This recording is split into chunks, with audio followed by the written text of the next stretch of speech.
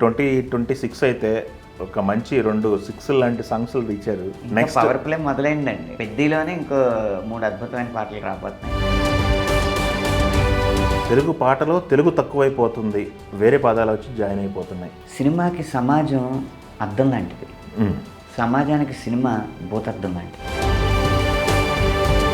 మన పిల్లలు ఏం మాట్లాడుతున్నారు, మన పిల్లలతో మనం ఏం మాట్లాడుతున్నాం గమనించుకుంటే. ఆ లెక్కల పట్ల మీకు మీ ఒపీనియన్ ఏంటి సార్? ఫోన్ చేసి 15 నెలలు అయింది అన్న వ్యక్తి కూడా ఫోన్ చేసి బాగుంది అన్నాడు అంటే, పెద్ద సినిమా చూసిన 10 రోజులు వెంటాడుతూ ఉంటుంది.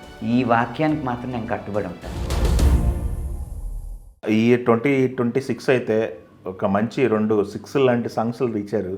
నెక్స్ట్ పవర్ ప్లే మొదలైందండి. పవర్ ప్లే మొదలైందా? నెక్స్ట్ అద్భుతమైన పాటలు రాబోతున్నాయి. పెద్దిలోనే ఇంకో 3 అద్భుతమైన పాటలు రాబోతున్నాయి. అవునా? వావ్. అయితే మా పెద్దలో 4 మొత్తం ఇవి 4 పాటలు. అద్భుతం అండి.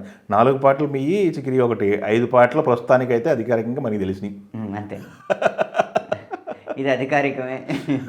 అది కాకపోతే చివరి ఎడిటింగ్ అయ్యాక ఏది అధికారికం అనేది చివరిలో తెలుస్తుంది. అది ఇంకా ఫైనల్ కాల్ అనేది ఇంకా సపరేట్. అది ఆ 4 కూడా రాస్తారా? అన్నీ జరుగుతున్నాయండి. జరుగుతుంది రాసేసి కాబట్టి ఆల్రెడీ రిలీజ్ టైంకి వచ్చింది. ఏప్రిల్ కదా, డేట్ కూడా వేస్తారు కదా. బుచ్చిబాబు గారి మైండ్ సెట్ ఎలా ఉంది సార్? పాట పెద్ద హిట్ అయింది. బుచ్చిబాబు గారు నిన్న రాత్రి కలిసాం. ఎప్పుడైతే గంటలోపు 1 మిలియన్ వెళ్ళిపోయిందో ఇద్దరం ఆయన ఉన్న చోటుకి నేను వెళ్ళాను. గురువుగారు గొప్ప విషయం ఏంటంటే, చరణ్ గారు అద్భుతంగా డ్యాన్స్ చేశారు, అందులో డౌట్ లేదు. దానివల్ల ఒక్కసారిగా అందరి కళ్ళు ఇలా విప్పార్చి చూస్తున్నారు. కానీ అంత ఇదిలోనూ లిరిక్స్ గురించి మాట్లాడుకుంటున్నారండి. చాలా గొప్ప విషయం అది. అంటే ఒకరినొకరు అభినందించుకున్నాం. కానీ పెద్ద సినిమా మనకు 10 సంవత్సరాలకు ఒకసారి వచ్చే సినిమా అండి. అది మాత్రం నేను ఈ వాక్యానికి మాత్రం నేను కట్టుబడి ఉంటాను. చూసిన 10 రోజులు వెంటాడుతూ ఉంటాను. తెలిసి గట్టి కసి మీద ఉన్నారు సరే. రామ్ చరణ్ గారు ఆ మూడ్లోంచి బయటకు రావట్లేదు, గెటప్లు మూడ్లోంచి. బుచ్చిబాబు గారు ఇంకొక ఆలోచన లేదు.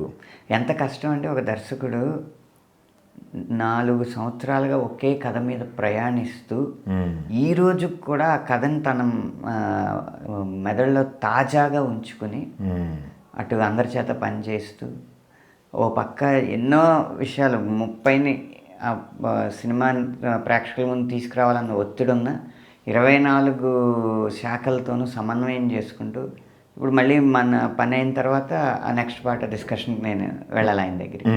ఆయన ఏం కావాలో చెప్తారు, చెప్పి కాసేపు గడిపి అదే చిరునవ్వుతో మళ్ళీ షూటింగ్ కావాల్సిన ఏర్పాట్లు చేసుకుంటారు. ఇన్ని చేస్తున్నారంటే ఆ కథ మీద ఎంత మమకారం ఉండాలి, ఆ కథానాయకుడి మీద ఎంత ప్రేమ ఉండాలి, ఈ సినిమా ఎలాగైనా సరే విజయం సాధించాలన్న సంకల్పం ఎంత గట్టిగా ఉండాలి. ఎస్. అయితే ఈ మధ్యకాలంలో తెలుగు భాషకు సంబంధించి చాలా డిబేట్లు జరుగుతుంది సార్. పాటలో పదాలు కావచ్చు, బూతులు వాడకం అనే, ఆ వాడుక భాషలోకి బూతులను ఇచ్చేస్తున్నారని చెప్పేసి ఇలా చాలా రకాల ఇవి వస్తున్నాయి. అంటే తెలుగు పాటలో తెలుగు తక్కువైపోతుంది, వేరే పదాలు వచ్చి జాయిన్ అయిపోతున్నాయి. హిందీ అవ్వచ్చు, లేకపోతే వేరే లాంగ్వేజ్ పదాలు అన్నీ ఎక్కువ వాడేస్తున్నారని చెప్పేసి ఒక విమర్శ ఉంది సార్. దానిపైన మీ అభిప్రాయం ఏంటి సార్? అంటే సమాజం, సినిమా 2 ఉన్నాయి కదా సార్. అవును. సినిమాకి సమాజం అద్దం లాంటిది, సమాజానికి సినిమా భూతద్దం లాంటిది. సమాజానికి సినిమా భూతద్దం లాంటిది. ఓకే, మంచి మాట. ఓకే. ఎందుకంటే వివరంగా పెద్దగా చూడడానికి సినిమా ఉపయోగపడుతుంది, కానీ సినిమాలో ఉన్న విషయం సమాజం నుంచే వస్తుంది. మనం ఒకసారి మన ఇంటికి వెళ్ళి మన ఇరుగు పొరుగు చూస్తూ మన పిల్లలు ఏం మాట్లాడుతున్నారు, మన పిల్లలతో మనం ఏం మాట్లాడుతున్నాం గమనించుకుంటే, అదే శాతం ఆంగ్లం, అదే శాతం తెలుగు సినిమాల్లో ఉంటుంది. కానీ అది కొంచెం ప్రస్ఫుటంగా, కొంచెం అందరికీ ఎక్కాలి కాబట్టి అప్పుడప్పుడు అసభ్యంగా, అప్పుడప్పుడు సభ్యంగా ఉంటుంది. సినిమాలో మనం ఏం కోరుకుంటున్నామో ఆ మార్పు ముందు సమాజంలో మొదలైతే అది సినిమాలో మనకు ప్రతిబింబిస్తుంది. ఓకే. అది ఏం మొదలైందో అది కొంచెం సినిమాలో పెద్దగా కనపడుతుంది. దీన్ని బట్టి మన పిల్లల్ని తెలుగులో మాట్లాడే అవకాశాలు మనం ఎంత ఇస్తున్నాం అనేది మనం ప్రశ్నించుకోవాలి. ఓకే. ఇలా భాష సమాజంలో మారిపోతున్నప్పుడు మేము తెలుగు పదాలు రాస్తే అర్థం చేసుకునేది ఎంతమంది? అర్థం తక్కువ మంది చేసుకున్నారనుకోండి, మళ్ళీ మీ యూట్యూబ్లోనే దీనికి వ్యూస్ ఇన్ని ఎక్కువ ఉన్నాయి, దీనికి ఇన్ని తక్కువ ఉన్నాయని లెక్కలు వచ్చేస్తున్నాయి కదా. ముందు ఆ లెక్కల్ని రీచ్ అయ్యాక కదా మేము ఏమైనా చేయాల్సింది. ఆ లెక్కల పట్ల మీకు మీ ఒపీనియన్ ఏంటి సార్? ఒకప్పుడు లెక్కలు వ్యాపారానికి ఉపయోగపడినాయి కానండి, ఇప్పుడు లెక్కల కంటే కూడా స్పందన బట్టే పాట ఎంతవరకు ప్రజాదరణ పొందిందని అర్థం చేసుకున్నాం. ఉదాహరణకి రోజు ప్రతి పాటకి చేసేవాడు బాగుంది అంటే ఓకే, ఏదో అభిమానంతో బాగుంది అని అన్నట్టు. ఎప్పుడో ఫోన్ చేసి 10 నెలలు అయింది, ఫోన్ చేసి 15 నెలలు అయింది అన్న వ్యక్తి కూడా ఫోన్ చేసి బాగుంది అన్నాడు అంటే ప్రజాదరణ పొందుతుంది పాట అని అర్థం అనమాట. అలాంటి 15 నెలల క్రితం మాట్లాడిన వ్యక్తులు కనీసం ఒక 50 మంది కాల్ చేశారండి నాకు. ఇంత తక్కువ టైంలో? ఇంత తక్కువ టైంలో.